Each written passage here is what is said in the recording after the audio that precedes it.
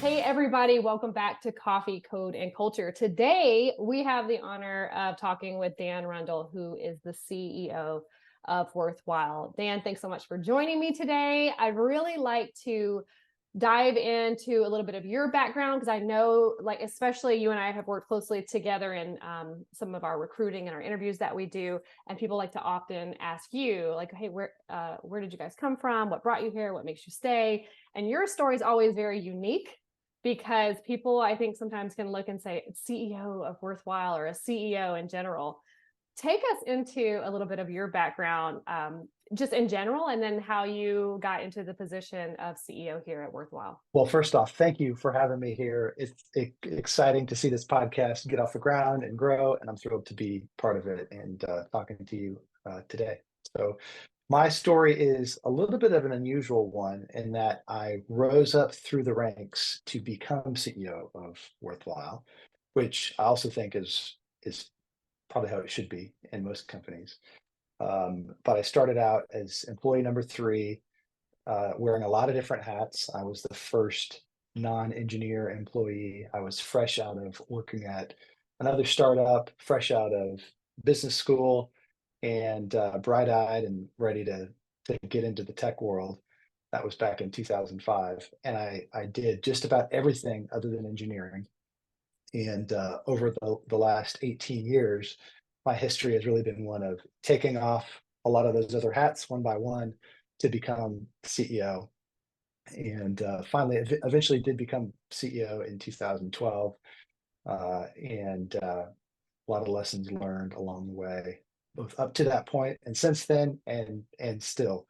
But I think one of the things that I talk about a good bit when I tell my story is that for me, business has always been about people and relationships.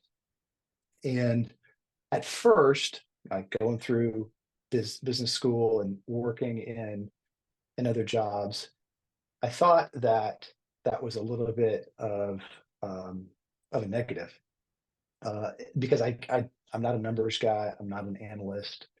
Um, and so it was years into my career before someone told me, actually, I had become CEO at that point of Worthwhile. They said, "Oh, you're a culture CEO." And I said, "Okay, is that a thing? I didn't know that was a thing." And so it turns out that's a thing, and that's me. And that's what I love doing, is investing in people and culture and building and culture and building people up. And business is just a way to do that. It's just a means to that end, as opposed to a means in and of itself.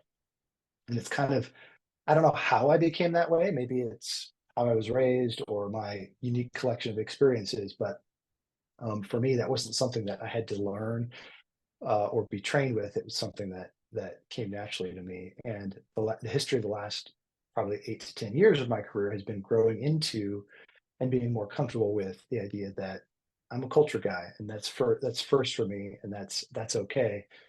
Uh, Actually, it's a strength, even if it's not what a lot of business owners and CEOs are. We hear that all the time around here, whether we're talking internally to our employees or we're talking to candidates, or when we ask, like, why Worthwhile? What brought you to Worthwhile? And they're like, very clearly your culture. So it seeps out on the outside of Worthwhile, where people can really feel it. And I think that's a lot different than things that I've experienced on my path of being able to write pretty words that feel good. There's something else about having a culture CEO that's wired in a way that is for people and relationships. I've talked with people, just that associates of the business before, and they're like, "Oh, Dan's a great guy. He's a culture CEO. He's a culture CEO." I have never experienced a culture CEO from the HR side of things, and I tell you and Ruben, who is our COO, that you guys make my job so easy, because I feel like a lot of times with HR is in an uphill battle often with the numbers, with the strategies and things, that we can often forget the people from the business side. And here, if we do get a little too head heavy inside of business, someone will shoot in a reminder about people. Where did you have to grow in your abilities to be able to see a business as more than just the perspective of the people and the relationships? Because that's one element of it. It's a huge element of it. And I'm asking you that because in my own experience from HR, it's been very people focused. But then I had a mentor one time who said, don't be HR on a shelf. You want to be a valuable resource to the team, and you want to become more HR business and operations. So how did that happen for you, where you started to grow into seeing and adding that piece in, if that's not a natural thing for you with the numbers and the analytics? Well, it starts with surrounding yourself with good people who are good at what they do and who have different strengths than I have. So I'm really thankful that we have people here who, for example, are really strong on the finance side and really strong on the analysis or operations side. So uh, that that doesn't mean that you just need culture. You need all that other stuff too. And I appreciate that. I need it. I look for it. I engage with it. I can't do it. I can't do it by myself. I need all those people, and I need to get the best out of them. Hopefully, if I'm leading well and building the right culture, we'll get the most out of the variety of skills. You know, like your skill set, for example, around recruiting and HR and people operations. That's incredibly important, and it's certainly related to culture, but it's a layer down from it, and next to it that is it's a skill set that I don't have, and I need. So by no means can I do it by myself, but I love the people that I get to work with, who bring their different strengths in each of those areas. I was just saying the other day to some of our team members that sometimes I feel like we're trying to figure things out on our own as part of the leadership team, and we have these really valuable and talented resources around us, and they know more than me.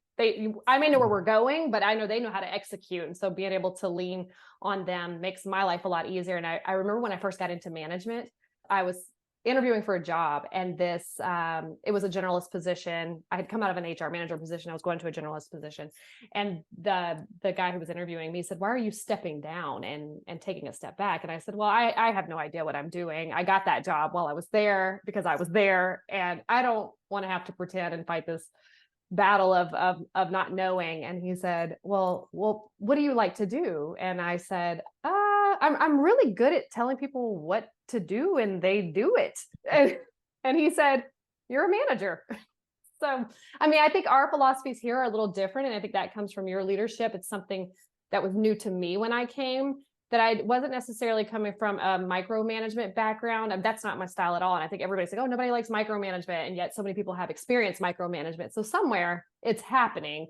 But something that was really different about being here at Worthwhile within our team is that you guys tend to ask, what do you think needs to happen? When can you have that done? What's the next step? And you really push that onto each of the team members as a responsibility of our own, instead of just telling us what to do.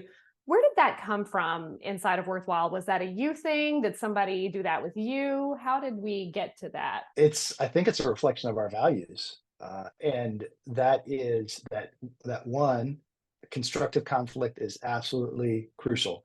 One of our values, and that means that two people, no one person has the answer. You've got to have two people who engage in passionate debate around ideas. It's not personal, but it can be quite serious and passionate.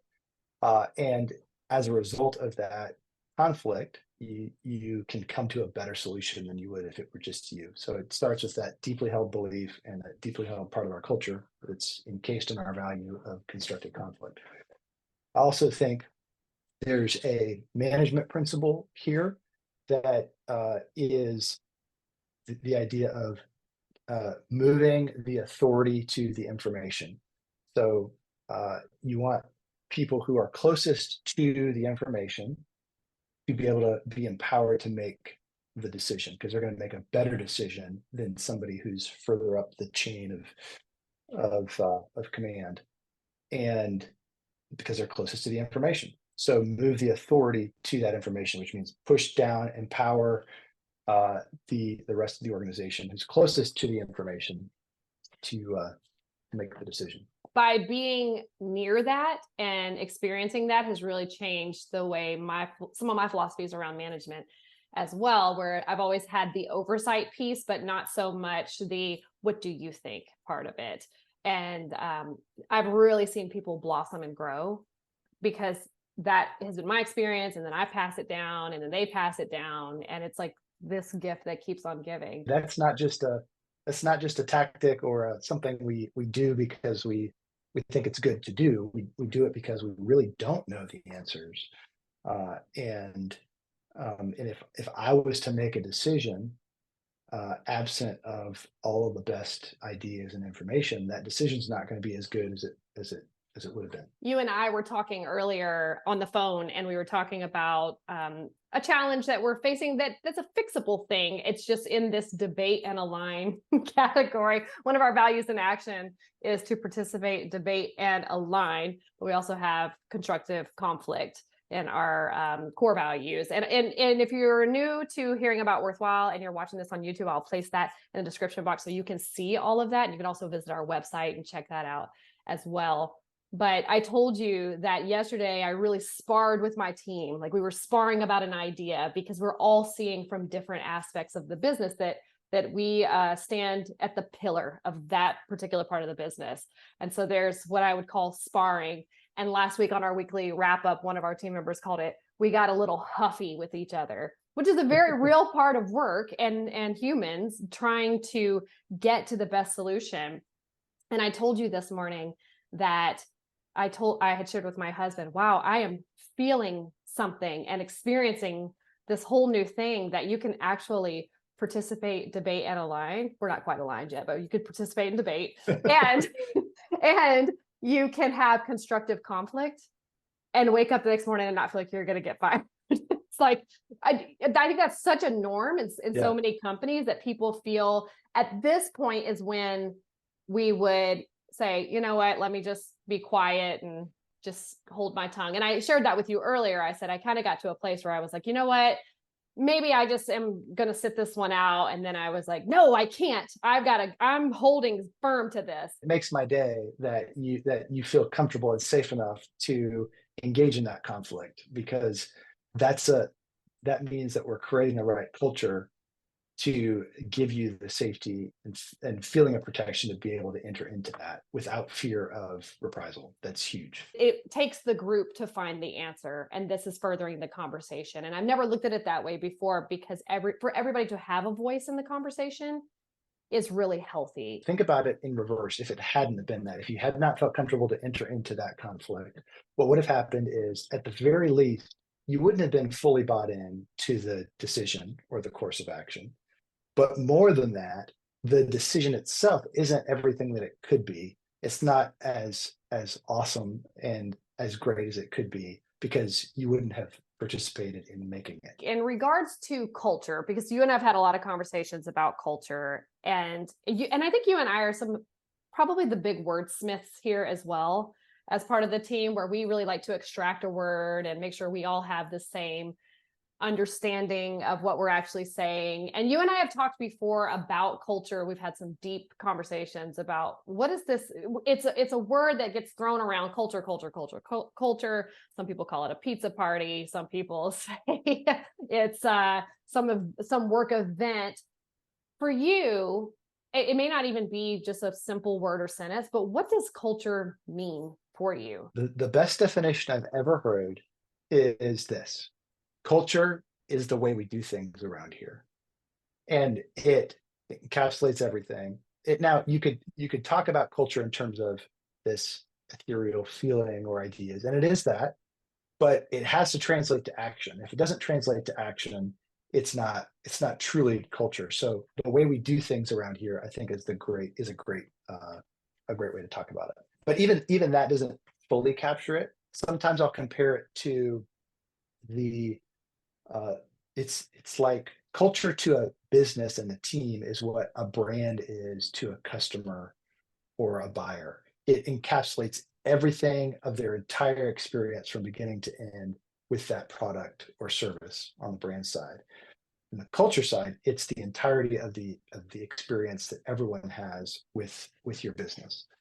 But I think it ultimately rolls up to the way we do things around here, which I hope we'll get to talk about, and that is why we have tried to translate our culture into values and action and define what our values look like in tangible, bite-sized ideas. You're so passionate about the values, the core values, values in action. This is something that I've seen in the 2 years that I've been here, you spend time on twice. Talk a little bit about what you wanted to share there, but also you've shared with us before the reason why we change them. So speak to that a little bit. Well, let's start with defining some terms. Let's talk about core values first. What are core values? Core values are the ideas, the essence of a company that is at the intersection of what is most true about that company or that team, and what is most unique about that company or team. And so, if you can study an organization and capture those, you've captured your core values. And notice I say capture, you're not creating core values, you're discovering them. So if you can discover your core values, the things that are the ideas that are at the intersection of what is most true and most unique, you have core values. And those are really important to capture because you want those things to remain true as you change, as you grow, as you adapt to the market, as time passes. In order to maintain a healthy version of your company. So core values extremely important, but they don't go far enough, in my opinion. And there's a layer below core values that get a lot of things done for you and take those ideas more into actions and more into the how things are around here and how we do things around here realm. And so for us, we have over the years captured we have 20 of them right now, trustworthy sayings, helpful ideas, really their actions that help define what it looks like to live out our core values. And we go through a process every year of refining those. Some of them we say, these are almost universally true now. We really don't need to keep reinforcing it. We drop it off the list. There are others that we say, well, this is a gap that we need to fill. Let's add a new value and action to address that gap. You know, there's an aspect of our core values that we're not fully living into or up to that we could, and so let's create a new value and action statement to support that. And so that list is constantly growing and changing. But if we're doing it right and cultivating it right, and we're very purposeful, and it takes a lot of time every year to maintain that list, then we will be true to our goal of maintaining what is most true and unique about Worthwhile for future generations and future versions of the company through times changing, markets changing, technology changing, all of that. I see myself as Chief Culture Officer, and being the guardian of those core values and values in action is a huge part of that job. And we can talk more about how we reinforce those and live out those values in action. I say, let's just keep going while we're on the topic. So reinforcing our core values and values in action, it's not a matter of just one time communicating them. And this is something that I've had to learn. I feel like, hey, I've told you what our core values are. I've told you what our values in action are. My job is done here. No, that is not true. People need to be reminded more than they need to be instructed. So my job is not just Chief Culture Officer, but Chief Reminding Officer, of reminding everyone what our core values are and what our values in action are, what it looks like to live out our core values. So a couple of ways that we do that. One is in our job descriptions. Every job description, from which is the very first thing that someone sees when they come to work at Worthwhile or think about working at Worthwhile, it has our core values on it. And then it has the values in action that are most crucial to success in that role. And then, of course, they're invited to our website to link to see all of our values in action. But for each role in the company, we have a handful of the values in action that are most critical for that role. And guess what? Those values in action that are on the job description also go into your quarterly performance review as the things that you need to work to address to support to live out on a day-to-day, week-over-week basis. So everyone from me to April to everyone in the company has a handful of values in action that they're responsible for owning and living out consistently.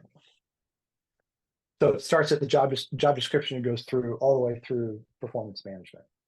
But we also have some fun with it too. And one of the highlights of our week, every week, is Friday. We get together, whole company, on a Zoom call, and we spend a few minutes, among other things, doing values brags. And we brag on each other for living out one of our values or our values in action. And we're specific. We always read the value or the value in action that we're referencing, which is a form of reinforcement. It helps remind us all what they are, but it also helps reinforce those things because people get specific praise for living out one of those things with something that they did in the previous week. And we have had this meeting for years now, probably close to a decade, every Friday. As we've grown through different versions and iterations of the company, and we still do. And I'm still committed to doing it because it's a crucial reinforcement point. It's a point of celebrating living out those values while also reminding each other what they are. And it's an investment of time and energy every week, but it's so important. So there's more that we do, but those are a couple of things that are really crucial. Once you've stated your core values, once you've stated your values in action, it now gives you the opportunity to be really clear and operationalize those things and reinforce them over time through performance management, through job descriptions, through fun things like reinforcing them through values brags and more. This past Friday, I led the weekly wrap up and I spoke to you and I said, sometimes I get to this meeting and I'm like, oh, and I'm the talent culture manager. I'm like, oh, I don't really have time for this one today. And as we were in it and I saw the connection because our whole team is on the screen, I saw the connection and I shared a brag back to Dan for reinforcing that meeting so that we can reinforce our values, because the importance and the heart that you have for that meeting. And even hearing you just say it here on the podcast on YouTube, this is like a reminder to me that sometimes you're so close to it, you forget. And I spoke to the team and said to Dan, thank you for making us do this. Thanks for holding us to this, because I got to see in the depths of my own pretty stressful week that things are being accomplished. People are doing great things. And it reminds us that it's not just about me or you, it's about us as a team. So it just, the ripple effect of, even though we're reinforcing our values there, it's that togetherness. It's really the overall experience of worthwhile that I think so many of us individually experience, but we don't always all work together in teams. And yet I may be on one side of the organization and somebody else on the other side. We're having a very similar experience. And I think that's lovely. And it's really easy to let the urgent rule and say we can skip it this week, or I can skip it this week. It's not that important, but it is so important. And every time we do it, I'm glad I came, because I'm laughing hilarious. It's something hilarious. Or I'm just encouraged by, like you said, hearing about what's been accomplished in the last week and how people are bragging on and loving on each other. And even as the CEO, I leave that with fresh perspective, fresh encouragement, fresh energy heading into the weekend and getting ready for next week. I mean, we laugh so hard in there sometimes that we have to try to get the wheels back under the bus. We've cried in there. It's really such a sweet resting place for us. And I was, even myself was just reminded of that last week. So I'm so glad you were able to speak about that today for those who are listening. In your opinion, what are the most important qualities or traits a leader should possess to foster a positive work culture? Well, it starts with understanding the culture that you're in, discovering it, whether at Worthwhile, that looks like defining and understanding our core values and really having a full understanding of them. But in other organizations, those might not be as well defined. You got to have a good understanding one way or the other of the culture that you're in, before you can be a positive influence in it. So help to work to clarify and define it. And I think secondly, it's a love for people, and I have grown more comfortable in recent years using the word love in a business sense. It's not a word that gets thrown around a lot, but I love the people that I work with, and I'm very comfortable saying that. So you need to develop and cultivate a love for the people that you work with, because if you don't, well, I don't need to tell you what that looks like. We've been part of cultures and places where people don't love each other. And as a leader, that's more important than other roles. And then I think you have to have a good command of and understanding of yourself, what your own strengths are, what your strengths are not, because until you can understand that, you're going to bump up against people and try to do everything by yourself and be the hero, which is not good. Or you're not going to maximize your own strengths working with other people's strengths and get the most out of the team that you're a part of, or the team that you're leading. So there's more that could be said on that, but understand the culture, make sure you define it, love the people that you're working with, even if they don't love you back, by the way. Love the people you're working with, and have a really good understanding of who you are, what you bring to the table, what value you can provide, and what you can't. Speaking of love, I was at a meeting the other day sparring with my team members, and I said to them specifically, I said, gosh, I love you guys. And I really mean, like, I love you guys, but y'all are being knuckleheads. Like, as we finish up here, my last question for you, you are an incredibly inspiring, not only inspiring, but effective leader. For those who are trying to pave a path for themselves into leadership, I think a lot of times in my experience, people think that leadership means I need to be a manager. What advice or feedback or philosophies, whatever you feel like sharing, would you say to somebody who's listening to this that is like, I want to be a CEO like Dan Rundle? I think I could do all of those things. What exactly, if somebody who's wanting to grow as a leader, whether that's managing people or not, just leadership in and of itself, what would you say to them? Well, I would encourage them first with a definition of leadership. Some people confuse leadership with management. Those are not the same thing. Leadership, in a word, is influence. And there are people here at Worthwhile who have incredible influence, that is not tied to their position. It's not positional influence. It's not because of the role that they have. It's because of who they are and their character and their ability to get things done, and their love for their teammates and the trust that they've built. So first of all, shift your thinking from positional to influential. How can I become influential in my team or my organization, and for good, for positive, uh, for flourishing of the people around me. So first of all, shift your definition, because a lot of people have the wrong definition. I know I did for a lot of years of what leadership is. And then second thing I would say is become a habitual learner, become addicted in a good way to learning new things. And never stop. So develop habits, figure out how to operationalize. Advancing mastery is one of our values. Getting better at getting better. Find a way to every day, if you can, certainly every week, get better at getting better and constantly learn. If you keep doing that and shift your focus to influence and learning, then whatever position you need to be in or want to be in is going to take care of itself. I used to always tell everybody that was like, I want to be a manager, I want to be in leadership, I want to be in leadership. The roles that I was able to obtain that would have fallen into that leadership category, they found me.